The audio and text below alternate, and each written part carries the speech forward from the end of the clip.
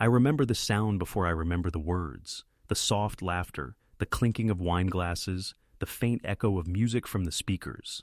My family's laughter. That kind of laughter that doesn't come from joy.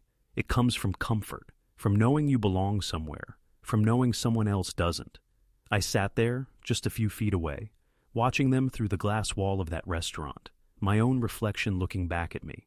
A tired old man in a worn-out jacket, holding a hat he no longer needed but couldn't stop carrying. They were inside. I was outside. It had started as my birthday dinner, my 78th. My son, Mark, said he'd made a reservation at the new place downtown. Modern Italian with a twist, he'd said. "You'll love it, Dad. You used to make us pasta every Sunday, remember?" I remembered. I remembered everything. The restaurant was called Idera. White walls, black marble tables, light that made every wrinkle on my hands look like an old map. When I walked in, the hostess looked uncertain. "Sir, are you here for the Romano party?" she asked, glancing down at the screen. I nodded, smiled, told her I was Tom Romano. "Oh," she said, "they're already here. Follow me." When I saw them, my son, my daughter-in-law Claire, my two grandkids Emma and Luke, the room tilted just slightly, not because of the lights or my heart, but because of what I saw. A big round table near the center, laughter and wine, plates already half finished, and no empty chair. Mark looked up, startled. "Dad, you made it!" I smiled. "You said 7. He glanced at his watch. Right, we just started a little early." Claire leaned forward, voice sugary sweet. "We didn't think you'd really come, Tom. You don't like these fancy places, remember?" "I like family," I said softly. The waiter brought a chair from another table and placed it awkwardly between the corner and a plant. Half my view was a fern, half was the backs of their heads. I tried to keep the smile, tried to pretend I didn't notice the hesitation, the sideways looks, the way Claire's tone sharpened whenever I spoke too loud. "Dad," Mark said finally, "why don't you just relax, yeah? Enjoy the food." I did. The pasta was fine. The bread tasted like nothing, and the wine, well, I didn't drink anymore. Not since your mother, I thought. But no one asked me about that. No one asked about anything. They just talked over me. New cars, college applications, renovations, golf memberships. I watched their mouths move and wondered when I'd become background noise in my own family. Then came the joke. It wasn't meant to hurt, not exactly, but it landed like a nail. Luke, my grandson, barely 21, raised his glass and said, "To Grandpa, still kicking, still wearing those old shoes." Everyone laughed, everyone except me. "You know," I said quietly, "your old shoes walked every brick of this town before you were born." "Sure, Grandpa," Emma said, rolling her eyes. "You've told us, 100 times." Claire giggled. "Dad loves his stories. He's from another world, kids. A world without brunch menus." More laughter. I looked down at my plate. The sauce had gone cold. My hand trembled a little, not from age, but from holding everything in. I said, "Mind if I sit closer?" Mark blinked. "What?" "I can barely hear you from here." "Mind if I take a seat at the table proper?" There was silence. Then Claire's smile froze. "It's just, this table's pretty tight, Tom. We already ordered dessert. Maybe next time, huh?" Next time. There wouldn't be a next time. I could feel it. The invisible wall between us, thicker than the glass that separated the restaurant from the street outside. So I stood up slowly, adjusted my jacket, and said, "You all enjoy your meal." "Dad, don't be like that." But I was already walking away. Outside, the air hit me like a truth I'd been avoiding. I leaned against the lamppost, looked through the big window, and watched my family laugh without me. My own son. My own blood. They clinked glasses, cut into dessert, shared little jokes I wasn't part of. For a moment, I felt small. Then I realized something that made me straighten my back. That restaurant, that building, the brickwork. I recognized it. I'd laid those very bricks 52 years ago when I was a mason working night shifts, saving for my first house. My hands had built that wall, the same wall they were sitting behind, laughing at me. Funny, isn't it? How time circles back. I went home that night and took out my old ledger, the one with every job, every invoice, every name, The owner's name back then had been Harold Viscari. I remembered him clearly. Tough, fair, always paid on time, a good man. I wondered if he was still alive, so I started digging. Turns out Harold had passed 5 years ago. His daughter inherited the property, then leased it out to a restaurant group. And guess what? That group was struggling. Badly. I found the notice online. Business for sale, full equipment, prime location, reduced price for quick buyers. I sat back in my chair, the light from my old desk lamp flickering on the edge of a photo, my late wife, smiling at me from another time. I whispered, "Looks like they left an empty chair, Mary. Maybe it's time I take it." 2 days later, I met with the broker. He was young, nervous, eager to sell. "You're sure you want this, Mr. Romano, running a restaurant at your age?" I smiled. "Son, I'm not running it. I'm buying it." He blinked. "As an investment? As a statement." When I signed the papers, I thought of my son's face, that polite discomfort, that tired smile when he said, "Maybe next time." Well, next time was coming sooner than he thought. The broker slid the final document across the table. "Congratulations, Mr. Romano. You're the new owner of Adara Restaurant." I took the pen, signed my name carefully, and said, "You can call me Tom." That night, I went back, stood outside again, same lamppost, same cold wind. Only this time, when I looked through the glass, I didn't see a stranger staring back. I saw the owner. And the next Sunday, when Mark called to apologize, saying, "Dad, let's do dinner again, our treat," I smiled. "Sure," I said. "I know just the place." But what they didn't know, not yet, was that the table they'd laughed around last time was mine now. And this time, when I asked for a seat, there wouldn't be any laughter, only silence. When Sunday evening came, I ironed my only good shirt, not for them, for me. I hadn't cared how I looked in years, but that night, I wanted to walk in like a man who'd stopped apologizing for existing. I ran a comb through my thin gray hair, put on the old brown jacket Mary used to say made me look respectable but dangerous, and slipped my watch on. It didn't even tick anymore, but I liked the weight of it. It reminded me that time was still mine. Mark had texted me earlier, 7 p.m. "Sharp, Dad. We made a reservation again." Same place, Etera. Of course he had. He didn't know yet. When I arrived, the hostess recognized me immediately, but this time, her posture changed. No confusion, no half-smile, just a polite nod and the kind of tone that comes from someone who suddenly knows your name matters. "Good evening, Mr. Romano." "Evening," I said. "Is my family here?" "They just arrived. Would you like to be seated first?" "No," I said quietly. "Let's do it properly this time." Through the glass I saw them. The same laughter, the same comfortable rhythm. They looked happy, carefree. Maybe I was cruel for what I was about to do. Or maybe I wasn't cruel enough. The hostess led me in. Claire spotted me first. "Oh, Tom, you made it again." Her smile was a little forced this time, like she hadn't expected me to actually accept the second invitation. Mark stood, half embarrassed, half pleased. "Dad, glad you came." "Wouldn't miss it for the world," I said, taking the seat the hostess pulled out for me. This time, it wasn't by the wall. It was right at the center. "Drinks?" the waiter asked. Claire waved her manicured hand. "A bottle of the 2018 Chianti." The waiter looked at me. "And for you, Mr. Romano?" I smiled. "Water." "But tell the chef I'd like to see him when he has a moment." Mark frowned. "Since when do you know the chef here?" "Oh, we go way back," I said. The meal began like a play I'd already watched 100 times. Polite questions, shallow chatter, little moments of superiority disguised as kindness. Claire talked about her Pilates retreat, Emma about her college applications, Luke about crypto investments. None of them asked about me, not really. Halfway through the meal, the manager, a tall man in a black suit, approached our table. "Mr. Romano," he said respectfully. "Everything to your satisfaction." Claire blinked. "You know each other?" The manager smiled slightly. "Mr. Romano's involvement with this establishment is quite significant." Mark's fork froze midair. "Involvement?"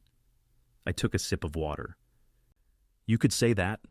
The chef appeared a minute later, a big man with kind eyes and hands that had known 1,000 knives. "Tom," he said warmly, wiping his apron. "Didn't know you'd be in tonight." "Just checking in," I said. "Everything running smooth?" He grinned. "Better than ever. Staff's happier since the change.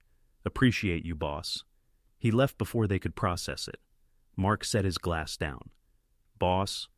I looked at him for a long moment. "I told you, son, I like family, so I bought the table." "The table?" "The restaurant." Silence. Beautiful, heavy silence. Claire's smile cracked first. "You bought Idara?" "Yes." "Dad, what are you talking about?" I leaned back, hands steady on the linen. "You see this building? These walls? I built them brick by brick 50 years ago. I thought they owed me nothing. Turns out, I was wrong."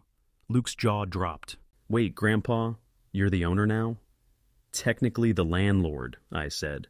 "But I thought it'd be nice to keep the name. It has a ring to it." Mark laughed. A strange, nervous laugh that didn't reach his eyes. "This is insane. Why would you—" "Because last time I was here," I said slowly, "I didn't have a seat at my own family's table." For the first time all evening, no one looked away. The waiter arrived quietly, setting down a small candle on the table. "Compliments of the owner," he said, with a wink at me. Claire cleared her throat. "Tom, that's very unexpected. But if you wanted to prove a point, you didn't need to." "I didn't do it for a point," I interrupted.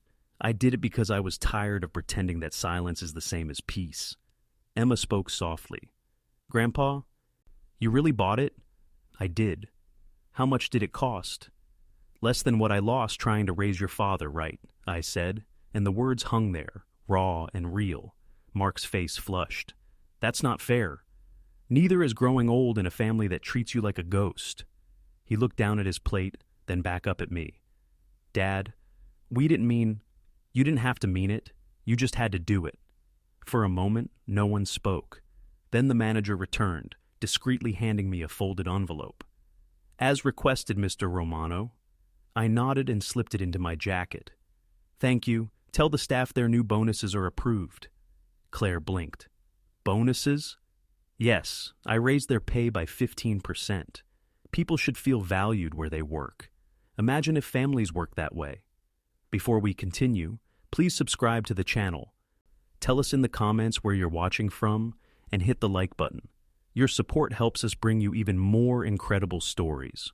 The waiter brought dessert, tiramisu for everyone, espresso for me. I watched my family eat quietly. They looked smaller now, less sure of themselves. Maybe they were finally seeing me, not as the tired old man by the wall, but as someone who'd never stopped building. Not just walls, but lessons. Mark finally spoke. "What are you planning to do with this place, Dad?" I smiled faintly. "Haven't decided. Maybe rename it. Maybe dedicate a corner to the people who actually built this city. The ones no one invites to the table anymore." Luke swallowed hard. "Can we come again?" "Of course," I said, standing slowly. "But next time, make a reservation under my name."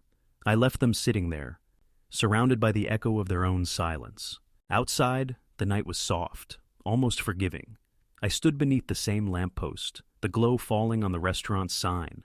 Idara, ivy, something that grows quietly, wrapping around stone until the whole wall belongs to it. I smiled. Maybe that's what I'd been all along. Ivy, slow, patient, unstoppable. Inside, the staff was closing for the night. My family was still at the table, no laughter now. And me? I was already planning what to do next, because owning the restaurant was just the beginning. There was still one more dinner to serve, and that one would change everything.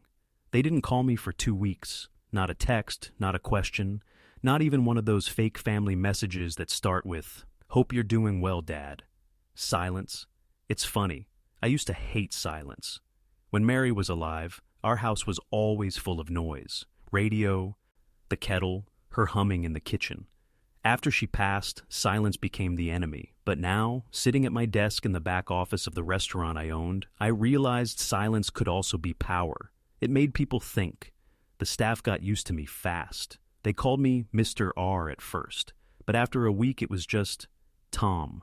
I came every morning at 8, drank my coffee at the same table by the window, the one my family had laughed at me from, and watched people. It became my routine. I didn't run the place, I just existed in it. Sometimes existing is enough of a statement, but I had one more thing to do. I wasn't done. I didn't buy the restaurant to humiliate them. I bought it to teach them. The trouble is, you can't teach people a lesson they don't know they need. You have to build the moment, so I built one. It started with an invitation, a simple card, handwritten, delivered to their homes by courier. Family dinner, Sunday, 7 p.m., Edra, formal attire, my treat, Dad. I imagined the conversation when they got it. Claire, suspicious, telling Mark it must be another old man stunt. Mark pretending not to care, but secretly curious. Emma texting her brother, asking if it was weird to go. Luke rolling his eyes, but already planning to post photos if the food was good. By Sunday evening, I'd transformed the restaurant. The usual white linens were replaced with deep burgundy. Candles and heavy brass holders, fresh flowers, lilies, Mary's favorite. On every plate, I placed a single note that said, "Family starts with respect." The chef asked if I was sure about this. I was. At exactly 7, they walked in. I was standing by the entrance in my suit, the same one I wore to Mary's funeral, pressed and perfect. Mark looked uneasy. "Dad, what's all this?"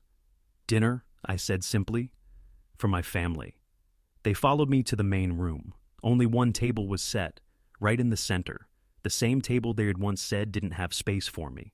Claire whispered, "Oh my God." Luke muttered, "He's serious." I smiled.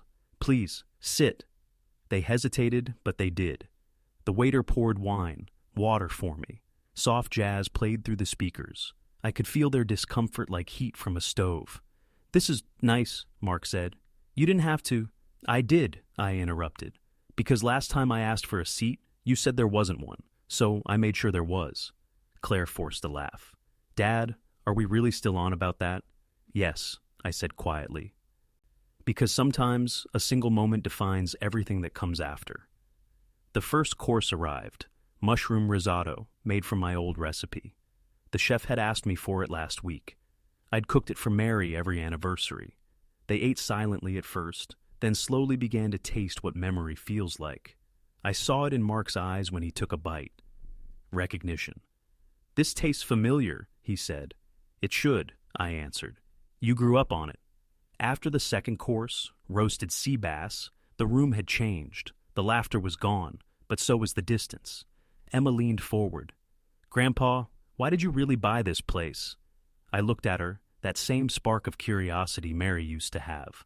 "Because you can't be erased from your own story, sweetheart. You can be forgotten, ignored, disrespected, but you can't be erased."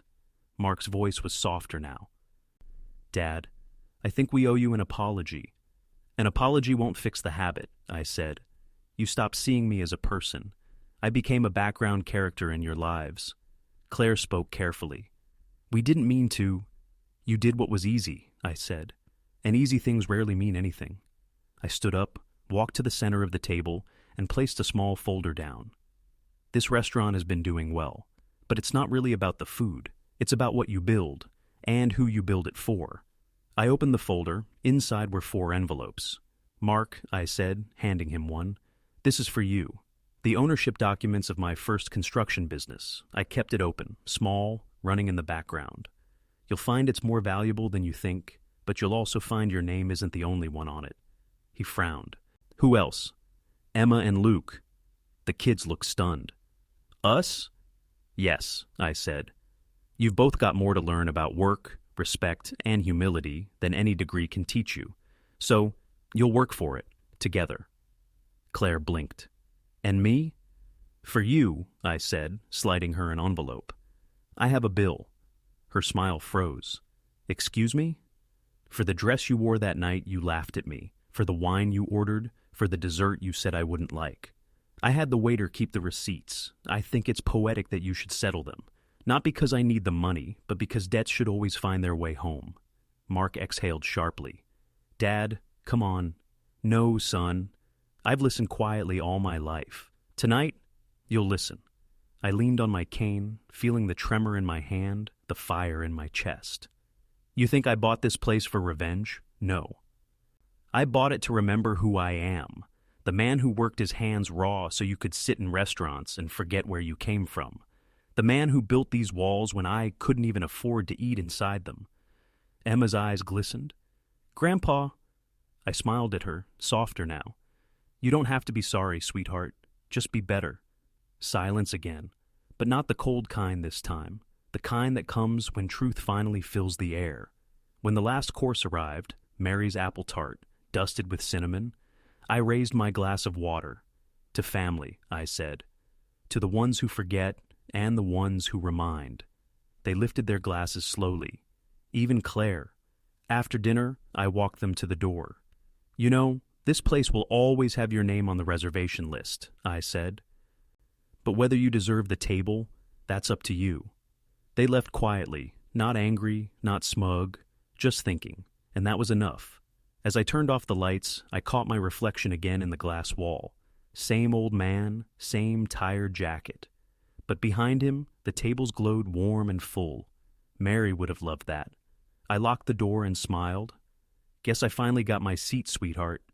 The next morning, the phone rang before sunrise. It had that old metal rattle that wakes you up straight to the bone. For a second, I thought it was Mary, her voice calling from the kitchen like she used to.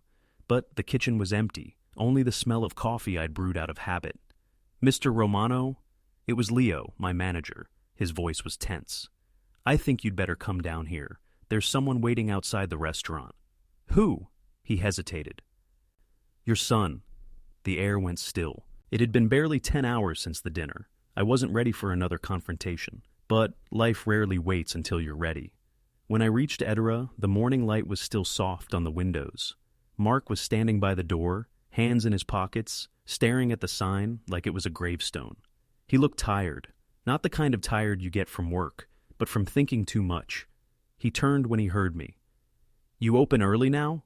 I unlocked the door. For family, always. We sat at the same table, the one that had caused all the trouble. The room still smelled faintly of cinnamon from last night's dessert.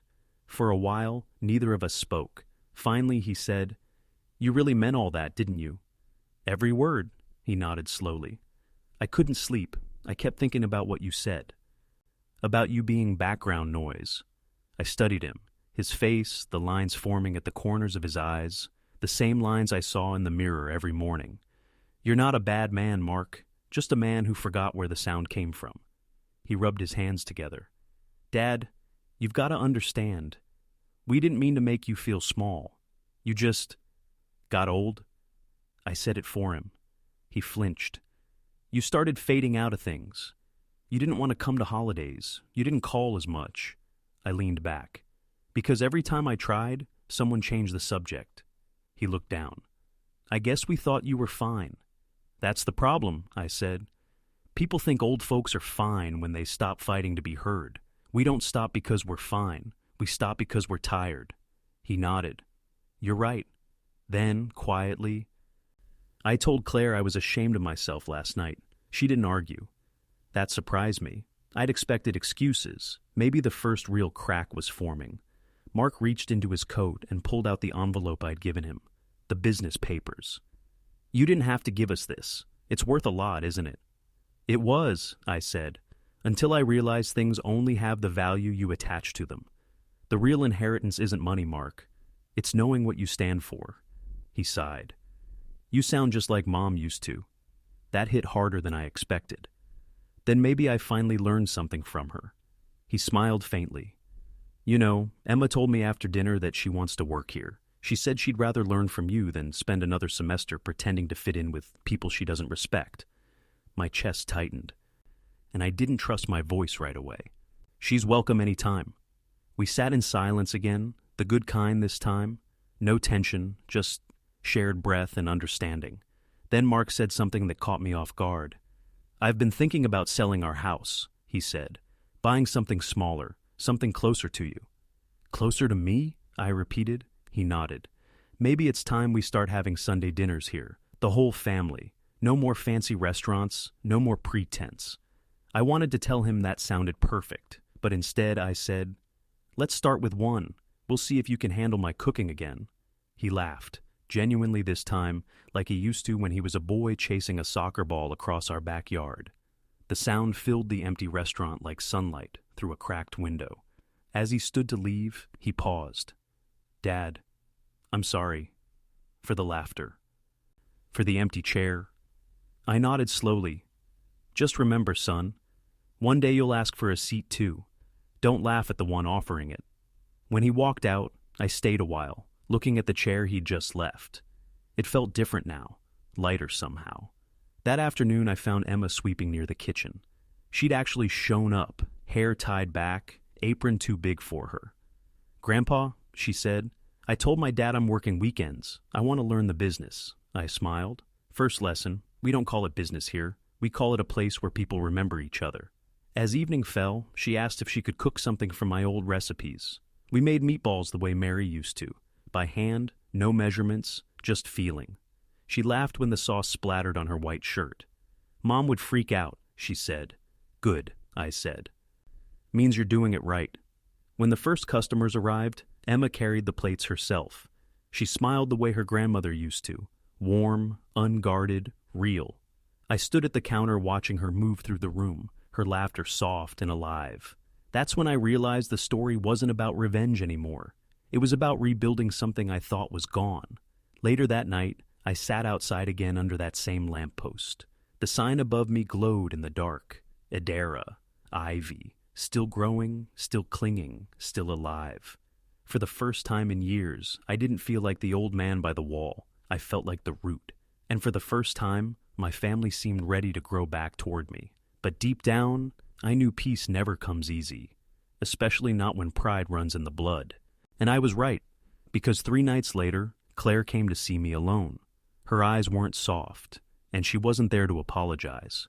It was Wednesday night when she showed up. I was closing up, turning chairs upside down, counting the register. The kind of quiet work I liked. The street outside was empty, slick with rain that hadn't stopped since afternoon. When the door opened, I didn't even need to look. I knew that perfume. Sharp, expensive, heavy enough to announce her before she spoke. "Tom?"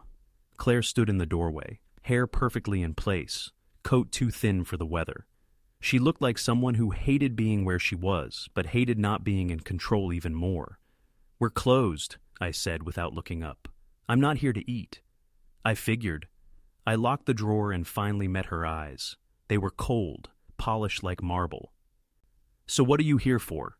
She stepped closer, her heels clicking on the floor. "To talk, privately." I nodded toward the empty tables. "It's all private now." She sat, not at the family table, but at the counter, like she wanted to show this wasn't sentimental. I took the stool across from her, arms crossed, waiting. She sighed, glancing around. "You've made quite a statement, Tom, buying this place, turning dinner into a spectacle." "I didn't make a spectacle," I said. "I made a point." Her lips curled. "Same thing?" "Not if you're the one who needed to hear it." She leaned forward. "You think humiliating your family in public fixes anything? You think you're teaching us a lesson? All you've done is make Mark feel guilty," Emma confused. "And Luke?" She hesitated. "Angry, very angry." I didn't blink. "He'll survive." "Guilt builds character." "You're enjoying this," she said flatly. "Enjoying?" I smiled without warmth. "No, I'm breathing again. That's all." Claire's voice softened, but her eyes didn't. "Look, Tom, I don't hate you. You're just difficult. You've always been that way, proud, stubborn. You take everything personally." "Being treated like furniture is personal," I said quietly. She brushed that off. "You think because you worked hard once, the world owes you eternal gratitude. But times change. People change. Mark's trying to build a life. You shouldn't make that harder." "Harder?" I leaned closer. "I built his life. Every nail, every brick, every late night that kept food on his plate. You think I'm making it harder because I reminded him of that?" "You're holding him back," she snapped. "He's finally making real connections. You buying this restaurant, it makes him look small, like a boy scolded by his father in front of everyone." I laughed once, sharp, dry. "He is my son. I'll scold him when he forgets how to be one." For the first time, something flickered behind her composure. Anger. "You can't keep controlling everything. He's not your project. Neither am I. You're right, I said. You're a guest, one who overstayed her welcome. She stood. Careful, Tom. I'm not your employee. No, I said, standing too. But right now, you're in my restaurant. That makes you my guest. For a long moment, we just looked at each other, the air between us thick with all the words we hadn't said over the years. She was the kind of woman who hated losing even a conversation, so she changed tactics. You think this little victory will last? She said. Businesses like this eat people alive. The taxes alone. Already paid. The staff. Happy. Then what about your health? She said, her tone turning pointed. A 78-year-old man playing landlord. It's only a matter of time before something gives. I smiled. You're worried about me now? I'm worried about my family. When you collapse from all this pride, guess who will have to clean up the mess? Maybe the same people who made it in the first place. That hit. I saw it in the small twitch of her jaw. She grabbed her purse and stepped back. Mark wanted to come tonight. I told him not to. He still thinks there's hope for you. There always is, I said. Just not the kind you think. She turned to leave, but stopped halfway to the door. You know, Tom, for someone who preaches about respect, you sure know how to destroy it. I looked around the room, the walls I'd built, the tables I'd bought, the name shining on the window that I'd given life again. Respect isn't destroyed by truth, Claire. It's destroyed by pretending. She didn't answer, just opened the door and walked into the rain. I stayed standing there, listening to the sound fade. For the first time since that night at the table, I felt tired. Not angry, just tired. I'd wanted to prove something, and I had. But there's a strange emptiness that follows victory when the people you wanted to understand still don't. I walked to the window and watched her drive away. Her red taillights glowed through the rain until they disappeared around the corner. Leo came out from the kitchen wiping his hands. Everything okay, boss? Just family, I said. The hardest business of all. He nodded like he understood, though I doubted he really did. Then he handed me a small envelope. Delivery came for you earlier. No return name. I opened it. Inside was a folded letter, written in careful, deliberate handwriting. Mark's. Dad, it read, I don't know what Claire said tonight, but I need you to know something. You were right about more than I wanted to admit. About pride. About family. I don't want to lose you again. Can we start over? Maybe with Sunday dinner, but this time at your table. The words blurred a little as I read them again. For a long moment I didn't move. Then I looked up at the empty dining room, candlelight catching on every glass, the same way it had the night they laughed. Only now the room felt warmer. Yeah, I said softly to no one in particular. We can start over. I tucked the letter in my pocket and turned off the lights. The rain had stopped outside. The air smelled clean, new. But as I locked the door, I caught a reflection in the glass. Headlights across the street, engine still running. A car. The same model Claire drove. She was still there, watching. And something in me knew this wasn't over yet. I didn't move right away. The car idled across the street, its headlights cutting through the drizzle, painting two long white scars across the pavement. Part of me hoped she'd drive away. But I'd known Claire long enough to recognize the stubbornness of someone who couldn't stand to lose the last word. I unlocked the door again and left it half open. If you've got more to say, I called across the street. Come say it where it's warm. The car engine went silent. She hesitated, then stepped out, coat pulled tight, heels tapping on wet asphalt. Her eyes glimmered under the streetlight, not angry this time, just hard, determined. She came inside and stopped in the middle of the dining room. You read his letter? I did. So you know he's trying. I know he's thinking about trying. She exhaled sharply, shoulders stiff. You win, Tom. You made your point. Congratulations. I wasn't looking to win. Yes, you were, she said. You always are. Every conversation turns into a test with you. Who's stronger? Who's right? Who remembers the past better? I leaned against the counter. You don't understand something, Claire? I spent 40 years working for everyone else's comfort. My wife, my son, my crew, this town. Then suddenly I was told I'd become inconvenient, too slow, too loud, too old. You think I wanted to fight back? I had to. She looked at me, eyes narrowing. You think you're the only one who's felt invisible? That made me pause. I didn't grow up rich, Tom, she continued. My father was a mechanic. My mother worked nights at a hospital. I learned early that the world only listens when you make it, so I built myself up. Manners, posture, education, every piece of armor I could find. And when I met Mark, I thought maybe I could finally stop pretending. But then I met you. I frowned. Me? You looked at me and saw someone who didn't belong in your family. You smiled, but I could see it in your eyes. You thought I was the girl who got lucky, the outsider. You were proud of your son, but not of his choice. I started to argue, then stopped. The truth sat heavy in my chest. She wasn't wrong, not completely.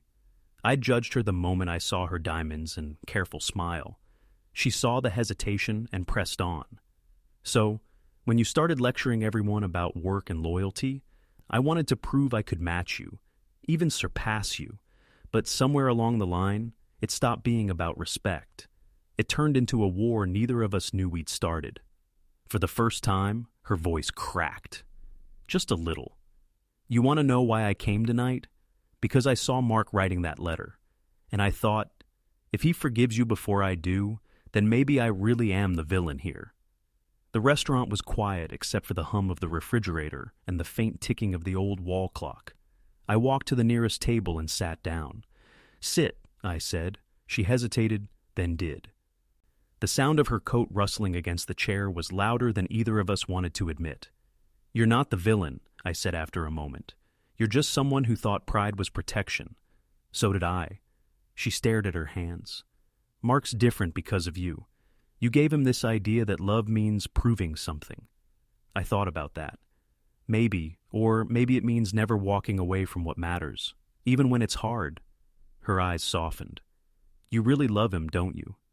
Of course I do, I said. He's my son. And you'd do anything to keep him close. Yes. She nodded slowly. Then we're not that different. Something in me eased. For the first time I saw her not as the polished daughter-in-law who'd replaced my family's warmth with etiquette, but as another tired soul trying to be seen. Claire, I said, do you know why I built this restaurant? To prove a point, she said. No, to build a place where people like us could start over. You, me, Mark, the kids. I thought maybe if I built something solid enough, it might hold us together. Her lip trembled just slightly. And if it doesn't, then at least it'll still stand, I said. That's more than I can say for most things in this world. We sat there for a long while. The rain picked up again, tapping gently on the windows. Finally she stood, smoothing her coat. For what it's worth, she said, I never meant to make you feel small. And I never meant to make you feel judged. She gave a half smile, the first honest one I'd ever seen from her. You're not an easy man, Tom Romano. I wasn't built to be easy, I said. I was built to last. She laughed quietly. Mark said the same thing once. Guess it runs in the family. When she left, the door shut softly behind her. No slam, no storm. Just the sound of rain and the faint smell of her perfume fading into the air. I sat there alone for a while, thinking about everything that had happened. The laughter, the table, the fight, the silence, the truth. It all came back to one thing, belonging. Everyone wants to belong somewhere, even the ones who pretend they don't care. That Sunday, the whole family came for dinner again. No reservations, no fancy clothes, just them. Mark brought bread, Emma cooked pasta, Luke washed dishes without complaint. And Claire, she brought flowers. We sat at the big table together, the one that started it all. There was no toast, no speeches, just forks and laughter, real laughter this time. Halfway through the meal, Claire looked around and said softly, You know, Tom, this place feels different now. It's not the place, I said. It's the people sitting in it. And for the first time in a long, long time, I felt something settle inside me. Not victory, not pride, just peace. After everyone left, I stayed behind, wiping the last table myself. The lights reflected off the glass wall, and I saw my reflection again. But this time, there was no lonely man staring back. There was a father, a husband, a builder, and behind him, a restaurant filled with memories that finally belonged to everyone. I turned off the lights, whispered, "We finally found our seat, Mary," and stepped out into the quiet night. The sign above the door glowed softly in the dark. Etera. Still growing, still holding, still alive. The end. If you like the story, please subscribe to the channel, hit that like button, and write in the comments if something like this has ever happened in your life. I'd love to hear your stories. Thank you for watching.